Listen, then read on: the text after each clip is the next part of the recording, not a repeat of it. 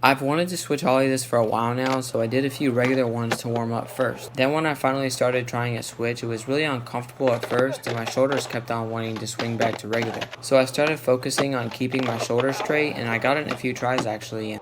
Trying shit that scares me, part 52. Grinding the start of a ledge scares the crap out of me because I'm afraid of not locking in my back truck and hanging up, especially when there's a ledge below it, which was a big reason of why it took me a while to commit to it 100%, but when I did, it was actually a lot easier than I thought it was going to be, and that's trying weird skate tricks part 2. This trick is a fakie bonk combined with a fakie smith, which sounds like a trick I've done before, but I honestly can't really remember. The hardest part was definitely getting used to the jolt from the low bonk to get into the smith, but it didn't take long to figure it out thankfully, and that's doing shit that scares me part 50. I started doing some ollie rock fakies just to get used to the ramp. When I started going for the transfer, I thought I would just have to lean forward and everything would work out just fine. But what I actually needed to do was to go faster so my momentum would help me carry over to the other side, and this took me 3 days to land. So the past 2 sessions trying this trick honestly have been a bit of a mental hell, which thankfully I did learn a couple of really important things though. The first one being is I have to make sure I pump hard enough so I have enough speed to confidently get in the blunt. Then second, I have to make sure I focus on keeping my shoulders straight so they're not turned so I'm ready for the drop in when it needs to happen. But doing shit that scares me part 55. I made this little hubba and grinded down it once or twice without a problem until I tried to ollie onto it. Then there was a big mental block since it was steeper than I really wanted it to be, so I rolled up to it for a while.